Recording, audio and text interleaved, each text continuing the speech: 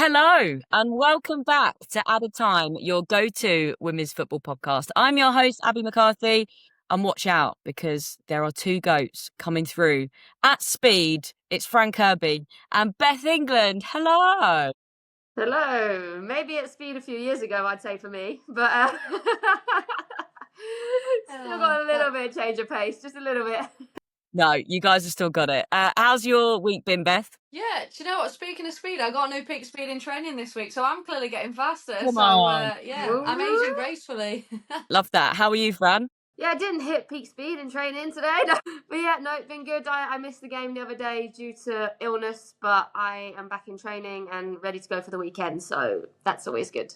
Okay, nice. Yeah, I definitely haven't reached any peak speed today. I'll be honest, I'm actually very fragile. I was DJing at the TikTok Awards last night and the tequila and the cocktails were flowing, but I'm gonna hold it down. I'm excited to be chatting to you both as we dig into the recent Champions League games.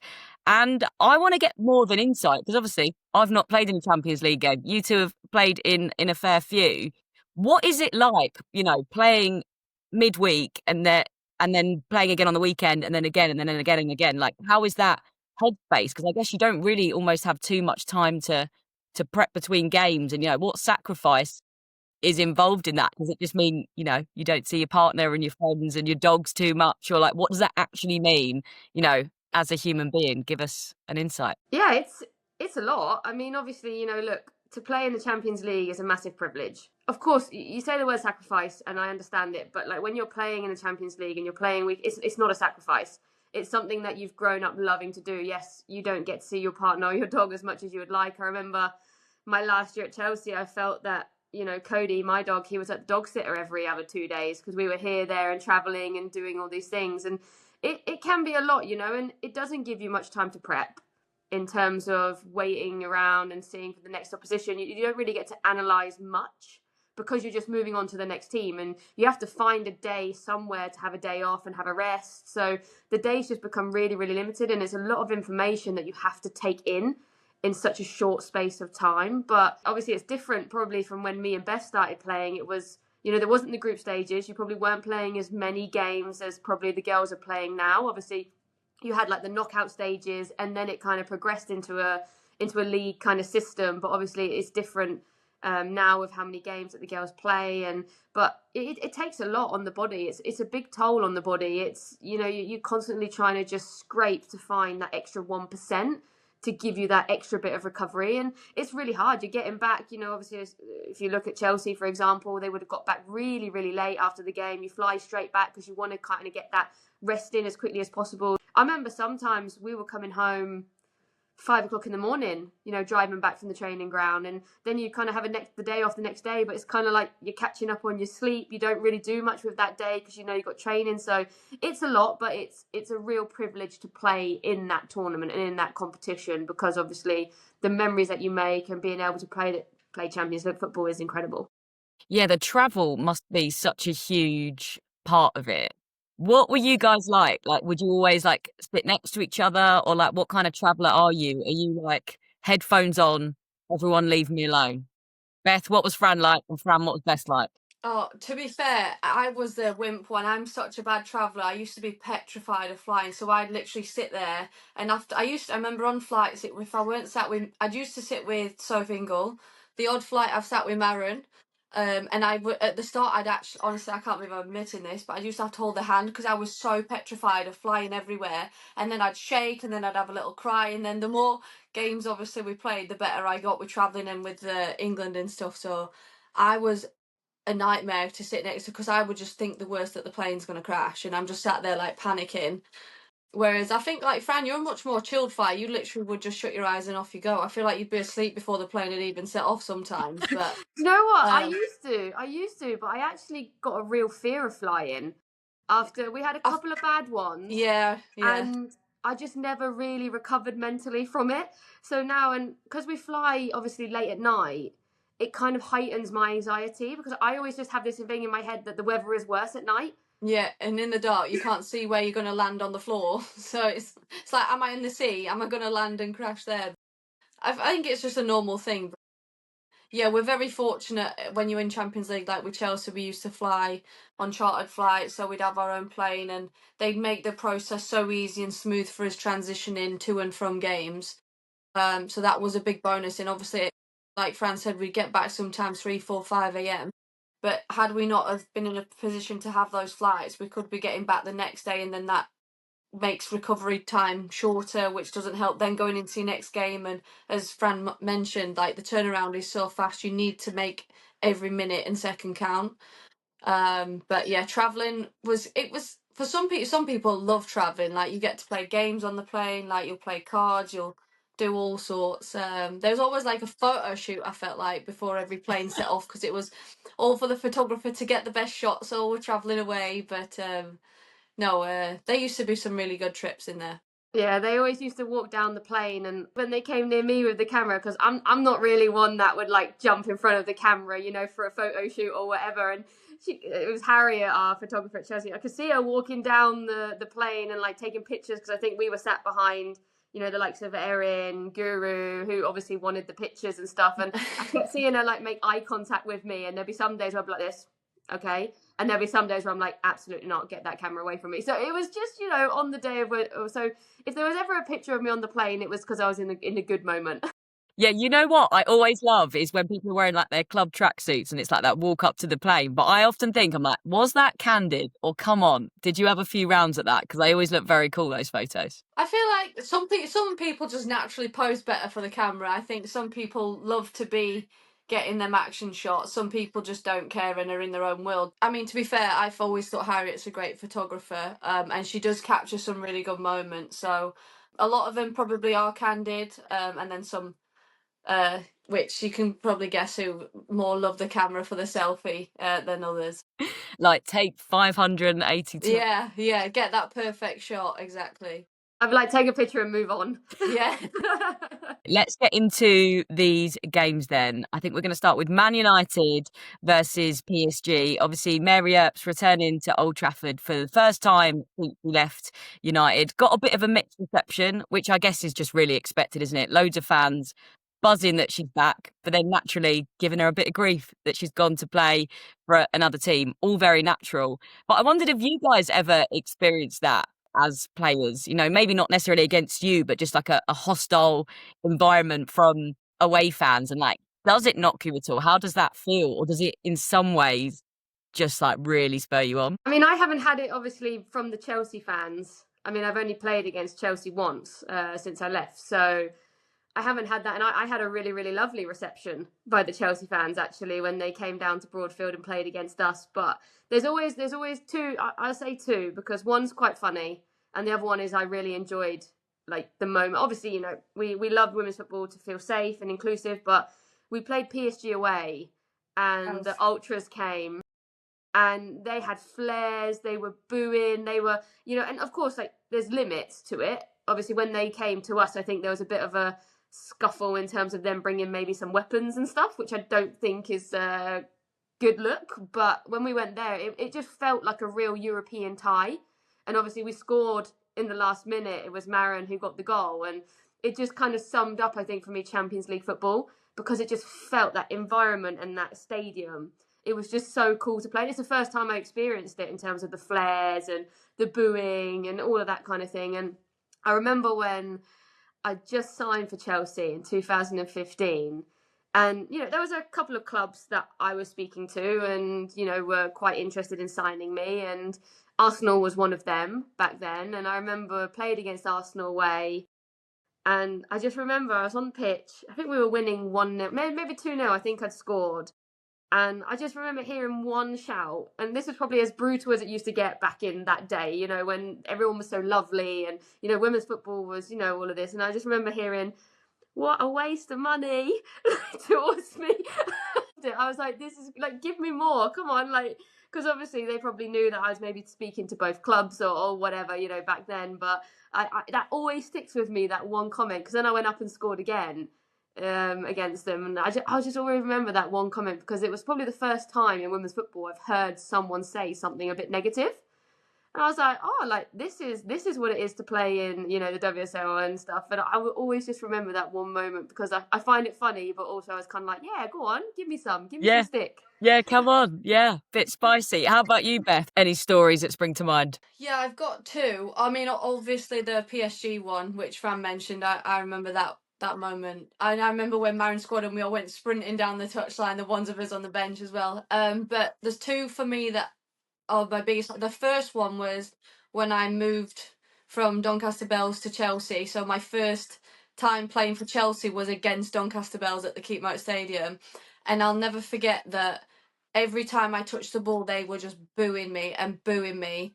And I'm like, I spent 5 years at that club, like, did loads there, like, achieved a lot there. And then, yeah, and as soon as I ended up scoring the first goal, and it just went silent, and it literally shut them up after that. So I felt grateful that it was able to, I didn't celebrate either. I just walked straight back to the halfway line, and I think I kind of got some respect back then. And then the second time, which bothered me more than I'd liked it to be honest. But we played Man United away. This was when I'd just signed for Tottenham. Played Man United away, and where we were warming up, the goal we were shooting in was the home fan section for United, and all the chants were just going at me, saying that I was a Chelsea reject. And I'm sat there, and that cut deep because I'm like, I was there like 7-8 years. Like, I've won all these titles, more than what you lot have. I'm thinking, who are you lot? And I remember it rattled me so much because I was like, that actually really hurt me. And usually I'm like, Fran, like, if some stuff gets said, I'm like, oh, I love the atmosphere, I love the tension, but that actually proper bothered me. And then I ended up scoring in that game, so I was happy. But yeah, that's probably the one that hurt the most was that one. But you went and scored anyway. Of course you did. Yeah. Beth England, we love it. Mary Earp, though, that was a thing that lots of people were talking about. That was kind of the big narrative, her return to Old Trafford. But actually, maybe the goalie that kind of stole the limelight a little bit was Safia Middleton Patel, starting in goal for United because Tullis Joyce is injured at the moment, isn't she? Only Safia's second appearance for the club, though. She's only 21 years old. That is a big thing to step out on that stage, Champions League football, but she really shone, I thought. Yeah, I think she was really composed as well. You'd think someone having to step in. Obviously, Fallon's been amazing as well this season, and she commands her defence well. But to have the composure she did in such a high stakes game, and let's not forget, yes, she conceded one goal, but what a rocket that was. Like, not many keepers are saving a shot like what Olga did. So I think, in fairness to her, there wasn't a lot she could have done about the goal, but I thought her overall performance was solid from start to finish. She probably kept Man United feeling that they didn't weaken their defence, which you think sometimes when you lose your number one goalie, most teams are thinking, oh, we've got a chance here because their number two's less experienced, don't play as much. We've got a chance, whereas she didn't show that at all. And I think part of that experience probably comes from the Euros, being with Wales so much and actually being able to fill in and step in those shoes when she was called upon, and she did a great job. Yeah, 100%. I mean, Manchester United still unbeaten in their run in the Champions League. What did you make of their performance, Fran? I felt they looked really composed, actually. I think, you know, sometimes playing at Old Trafford, playing a Champions League game, playing against, a team like PSG, you can sometimes maybe lose your way a little bit. But I felt that they looked really solid, actually, and obviously they conceded the goal. It's an absolute rocket. You're looking at going, okay, if she's going to take a strike from that far away, you can kind of give her that. But I felt the goals that Manchester United scored as well were really, really good. When I saw Mallard go through there and I saw that there was a free player in the box, I was like, pass the ball. And it was, it was a fantastic finish, and you see her scoring goals like that, and you can see that she's got a taste for the game then. When a player's taking that kind of strike just, wide of the goal and, putting it in, you could really see. And I think Rolfo has given them a lot in terms of her experience of playing in Champions League, in terms of stepping up in big occasions, knowing how to play the game, knowing how to manage the game, and obviously, having a good performance. But, I mean, we're going to probably speak about her again at some point, but I thought Jess Park as well was fantastic in the game. I just feel with her decision-making has improved so much. Mm-hmm. Especially for the second goal, when she's driving, she beats a player, and the slip, the pass, so the cross can just go in, you know, and you're looking at it maybe a few years ago, maybe the pass is overhit or it's just behind the player. And for me, it's the decision making now that she's really kind of taken to another level, and it just looks like she's playing with freedom. And maybe at Man City, things were very structured. They were very, this is how we're going to play. This is where we need you to be. Whereas it just looks like she's playing with a freedom. And I think that's why we're seeing the best of her.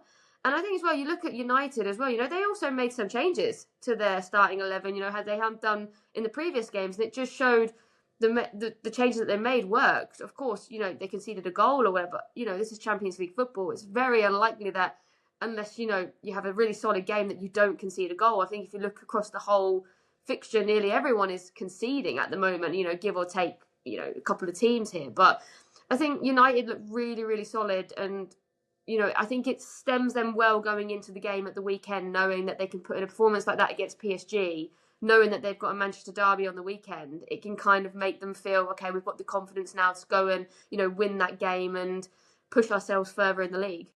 Yeah, it definitely feels like it's a new era for United. I feel like they're really exciting to watch. Like someone like Mallard, obviously, who scored the first goal, the way she drives forward, best parts, like you say, making great decisions. Rolfo, someone with such great experience. It feels like actually they look so promising going forward now, and they've got plenty of creativity. And I think once you're firing on that front, the world's maybe your oyster. Yeah, I mean, look, we spoke the other day about the changes they made, and obviously they dropped the points against Aston Villa. Now we're looking at it and thinking, was them changes correct? Because they did the job that they needed to do. However, if you think, are they getting a taste for, okay, it's our first proper run in the Champions League, are we just going to throw everything at that now and potentially look at conceding some points in the league? No, obviously as players you'd want to think they want to try and win everything, but as we know, 3 games a week will start to take its toll on these players, and if they're not rotating a lot. And what Mark Skinner's done is he rotated his team. Obviously that they won't be happy with the result they got on the weekend, but it sure as hell paid off in this game, because that's not a easy game to win. I know you're at home, you're at Old Trafford, but PSG have got vast experience in the Champions League, and you're going to them going in 1-0, then you end up 1-1. It's like, okay, do we have enough in us to go and fight back and get that second goal? And that's exactly what they did. And yeah, credit, as Fran said, to Jess Park, because we are seeing great decision making, but I think even just her confidence in going 1v1, she's skipping past 2-3 players before she even makes the pass. And I think these are the playmakers that will make such a huge difference for Man United going forward. And I think if they can keep the freshness where they can, keep it, because the experience of other teams may catch up with them. Yeah, I saw some of Jess Park's interview after, and she was basically saying she feels like she's a kid again, like almost in the park, just trying to have fun. And that's exactly what you want to do, isn't it? That game, though, finished 2-1 in the end. Great team goal by Man United, finished by Rolfo. And a game that had plenty of goals. It almost looked like it could have got to double figures on numerous occasions. Was Chelsea taking on St. Polton, 6-0 to Chelsea in the end. And the stats for this game are absolutely insane. Chelsea had 43 shots. 19 of those were on target. Before we talk about the goals, of which there were a lot, I think we should give credit to the opposition's goalkeeper. So, you know, a medical student by day, playing in the Champions League by night, and putting in one hell of a shift. I love football and this competition because you get these stories, don't you? It was really nice to watch and, you know, see a player. Yeah, she conceded 6 goals. You know, she's not going to be too happy with that outcome. But like you said, it could have been and probably should have been double figures. But when you have someone who's just so up for the game, and you could just see it every time she made a save, it was like she was applauding everyone around her and applauding herself, which I think was really nice to see as well. And yeah, I mean, look, I'm not going to sit here and say that it was an easy watch as a football fan. I think, you know, of course, look, St. Polton can only do what they can do. And when you put them together, you know, you're looking at the team sheets, you're looking at the calibre of players. Of course, you're not sitting here going, okay, this is going to be a really kind of same level performance from both teams. So, yeah, I mean, when you watch it as a football fan and as someone in football, it's maybe a little bit boring. But of course, it's great that Chelsea are scoring goals for the fans, and the fans love the goals, and seeing Sam back playing Champions League football starting again probably gets them all a little bit excited about what's to come and what can be. But obviously it's going to be a very different game for Chelsea next week, for when they play Barcelona. Because obviously, you're looking at two teams there who are the calibre of players that they have. So I think it was great for Chelsea to score 6 goals, kind of build that confidence, kind of build that, okay, if a team is sitting that low against us, we know how to break them down, we know how to figure it out. But I think just the level of the teams were just too far away from each other to actually know, okay, where are Chelsea at in this Champions League run-in at the moment? Obviously, they haven't lost a game in the Champions League yet. They're in the top 4, which is great, and this is where they need to be in terms of going forward. But how is this game going to match up compared to kind of the games that they have left in this tournament? Yeah, it almost sort of felt unfair in the end, didn't it? It was just like, oh, how many goals? Where's this going to end? But the thing we should talk about, like you say, is Sam Kerr. Goals and Sam Kerr, it just goes hand in hand. Obviously, bagged 2 in the end. Her first 90 minutes in a long, long time. And I'm just wondering if having her back could be the key, please, to Chelsea finally winning the Champions League. Am I getting ahead of myself? Beth, just tell me how it is. I think Fran made a really good point of they've obviously got a much tougher opponent next week, so I think it's been realistic on where they're at and the opposition they were playing. I mean, as anyone else, it's amazing to see Sam back getting full game, scoring goals, which we know she does best. She had quite a few chances that game, so it was nice that she managed to put 2 away. She did look a bit lively. She's always a threat in and around the box. Like, she's probably one of the best aerially, not just in the league, but in women's football, and she's dominated that area for a long time. So for her, for anyone, it's just nice to see her back scoring and back playing and looking more like herself than previous. I do think they're going to have a bit of a shock next week. And not only that, obviously the news has come out about them losing Hannah Hampton now through a quad injury. Is that going to affect the back line? Obviously, this back line's worked together pretty much the same all the way through pre-season into the season.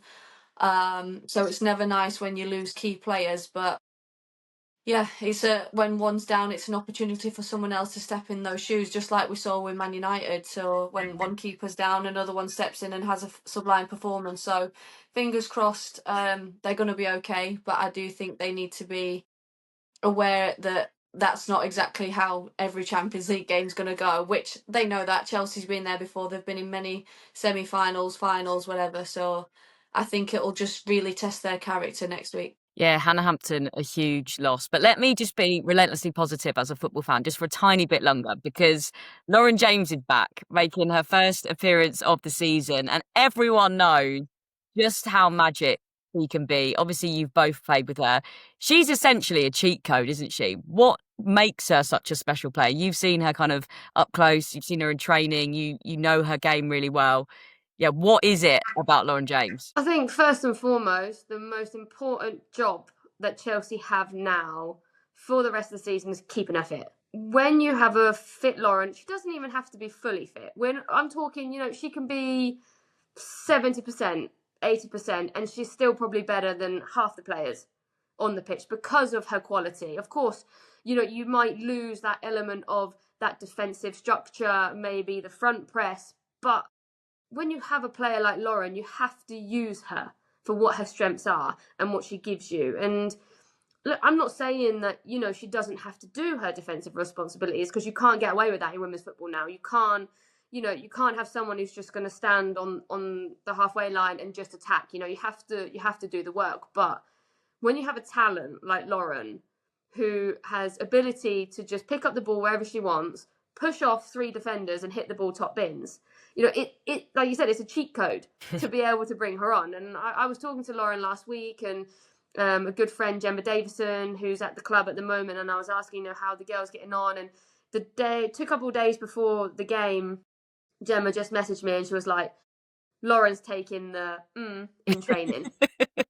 As she does often, yeah. Yeah. And it was just like that moment of, okay, she's back.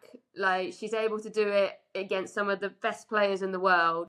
And then obviously she comes in the other day, and I think you could see, there's a little bit of rustiness there in terms of the sharp acceleration movements, the you know, the gliding that she normally does. But I also understand that it's her first game back. The game's done, basically, when she comes on the pitch. Don't kill yourself. And this is also the thing that sometimes fans need to see when a player is coming back and they're coming into their motions. It's also about protecting yourself. When you've been out for such a long time, there's no point in Lauren James going onto that pitch and start sprinting around like a headless chicken and ending up doing something else because she's not ready to do so. You know, you have to build match minutes, you have to build the fitness up, and that's what I think is going to be really key for Chelsea, because I do think at the moment they're missing that little bit creativity in the midfield, little bit creativity going forward. Of course, you have the likes of Rittig Canarid, you have now Alyssa Thompson, but just someone in there that can just make something happen. You know, your backs are against the wall, you're against Arsenal, away from home, it's wave after wave of attack against Arsenal. Having Lauren James, someone who could just pick the ball up, glide past the players and, you know, do something with it, that's what she brings you, and that's what her qualities are. So I'm excited to see what Lauren can do for the rest of the season. But as I said, the most important thing is keeping her on the pitch and keeping her healthy. Yes, amen to that. And also, I love that you were using the word gliding, because that is just her, isn't it? When she's at her best, it's just like, it just looks so effortless. Like, it's just something else, isn't it, Beth? Yeah, I mean, she is a joke. Like, there's no two ways about it. Like, if coming up against her, you just think, oh no. And I think that's the difference in having a player like Lauren in your team, is that if you know she's coming on, she will change the game just because of the fear element she will put in defenders. Like, she will pick the ball up in your own in her own defensive third, and she will run through 6 players into the attacking third, and that ball will barely leave her foot. She's physical, she's quick. She's got so many attributes, and as Fran obviously touched on, the defensive part might not always be there, but in some teams you have that maverick, or like the unwritten rule of what you would perceive as a maverick player, and she is that, because if you use her to her strength, she will win you games, she will win you titles. And I think keeping her fit is very key. Keep managing her minutes though, and not just throwing her straight in where they expect her to have a miracle in every game. I think she just brings some flair to what Chelsea are probably lacking a little bit at the minute. Like you say, we know they're so fast, they're dynamic, they've got an abundance of goal scorers. But I'm even looking at Lauren. Obviously, the goal went down as an own goal because it took a deflection. But this girl can pick a ball up from anywhere and hit that ball so hard from any angle. 9 times out of 10, it's going to rocket in, whether it's a deflection or not, because she's not scared to take those opportunities. I've seen her win countless games just through sheer power of the strike that she'll generate from so far out. And like I said, it went down as an own goal, but again, that must be giving her confidence, knowing that she's come into this game. There wasn't loads of pressure on her because, as Fran said, the game was already done at that point, but she's got minutes. She can go on feeling confident and just do what she loves, and that's just play football like she's in the park, and that's exactly what she did. Yeah, we need some Lauren James magic, please, when we take on Barcelona at the Bridge in the Champions League. And I'm really, really... I asked her to wait at least another month because we play them in December. I said, do you mind just, you know, maybe you need to build your fitness for another month before you play against Brighton. You're like, you sure you're quite ready? Yeah. Just take your time. Don't rush yourself. Just, you know. Yeah, take as long as you need. Okay, let's talk about the game that was pretty wild to watch. Current Champions League holders Arsenal, who were 2-0 up at half-time, but then ended up losing 3-2 to Bayern. I mean, what went wrong for Arsenal, do we think? I would say, I honestly think they needed to kill the game off more. And I don't know how that sounds because they were 2-0 up. But for me, going 2-0 up is a really dangerous scoreline. Because it's one of them ones when you go in at half-time, you're like, okay, but 2-0 up is looking great. If you are not the team to score the next goal, it's squeaky bum time.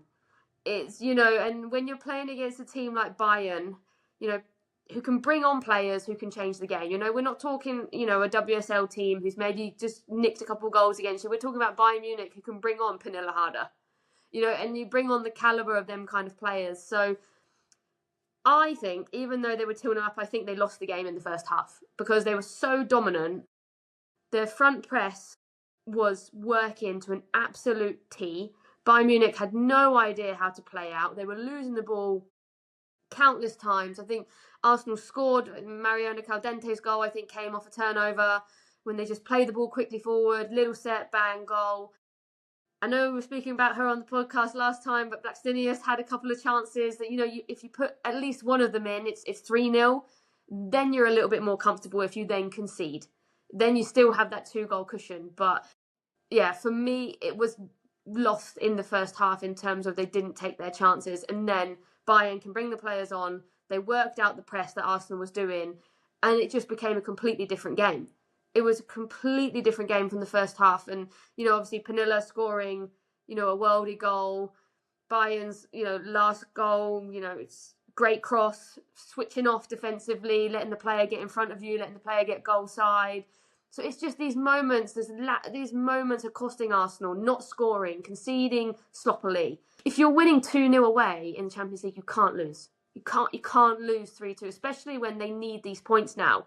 Because losing that game has probably put them in quite a difficult position going into the last few games, because others are picking up points, others are stretching that margin and making it bigger. So I think Arsenal, of course, don't need me to say that they're going to be very disappointed with what happened, but it's just these moments. And I was watching the game and, talking about Blackstenius, I'm watching her, and when she misses, there's no reaction to her miss. It's like she's kind of like clapping everyone else because she wants them to know that they've done well, but there's no reaction in terms of, oh, I just missed that chance. I really wish I'd, there's no kind of if I miss a chance, they're hearing it 10 miles away. I'm I'm so Other side of the world. I think, Beth, you're the same. It's a moment. Yes, you have to bring yourself back into the game and get over it. But I'm not seeing it. I'm not seeing that. And maybe that's just how she gets on with it and gets over it. But, I'm watching it. She's missed, a half volley 5 yards away from goal. And she's turning around clapping Kate McKay for a great ball. Yeah, okay, it's a great ball. But there's no kind of... I don't know. I don't know what it is. And maybe it's a psychological thing that they have at Arsenal where you just get on with it. You just move on. That's it. But, yeah, I'm getting angry when I'm missing and my team's winning. Mm-hmm. I get angry in training when I miss. So yeah, she does. Yeah, she does. So I find that interesting, and I think it's obviously very strong mentally. But maybe at some point she needs to start getting a little bit frustrated with herself, and then maybe that will give her that little bit more fire, a little bit more, will to just put the ball in the back of the net. But maybe I'm completely wrong. Maybe of course she's going to be disappointed. She's going to go home and probably see the moments, but maybe that's how she deals with it. But yeah, at some point, these chances, they have to start coming good in terms of scoring a goal. Yes, I'm sitting here and she scored the goal that won the Champions League. But, it's these moments now that matter and, stepping up when you get them chances. Yeah, that volley in particular, that was kind of on a plate, wasn't it? That was one you were like, oh, I can't believe that hasn't gone in. But, it does happen, doesn't it, from time to time. You've chatted about her a little bit. Pernilla Harder, what a player. Came on, completely dictated the match. That goal as well from her was just sensational. Buell got 3 assists as well. Just absolutely outstanding play from those two for Bayern, I thought. You've got to kill the game off, as Fran said. I think I do agree with her that I think they probably lost the game in the first half. You have to make those opportunities count. And what Bayern Munich shown is that they never say never. They didn't lay down and take the 2-0. And when you're conceding 3 goals in 23 minutes, that just shows to me the mentality shift in how Bayern were pushing for it and how, like Fran said, the lapse of concentration towards the dying parts of the game where you're switching off, you're letting, if you're at 2-2, every block, everybody has to be on the line and everybody has to be engaged, because to be dropping a 2-0 lead away from home is tough to come back from. And as Fran said, they need the points. But Pernilla Harder, we all know the quality she brings. Do I think she fully meant it to be as a worldie and a rocket swinging her left leg? You don't know, but the thing about Pernilla is she just doesn't care. She will be selfish. She will take that shot. I remember there's times where I'd be screaming for the ball and the shot wasn't on. This girl's taking that shot because she knows one of them's going to go in and she's going to score. And to an extent, that's kind of what you need. You need someone that's going to give you that bit of bite, that bit of selfishness and confidence in their own ability, and knowing that when I get my opportunity, it's going to come in. She definitely took it to get the equaliser, and I think that really rocked Arsenal's defence then. don't get me wrong, like you said, they've won it before, but that doesn't give them a guarantee that they're going to win everything every year after that. I think they have to find new ways of competing in this competition, and yeah, it's just a shame because obviously you want the English clubs to do so well, but yeah, I would know if that was me, I'd be just as disappointed, and I'm sure they're all disappointed themselves, but they have to be doing better if they want to continue to even go as back-to-back champions.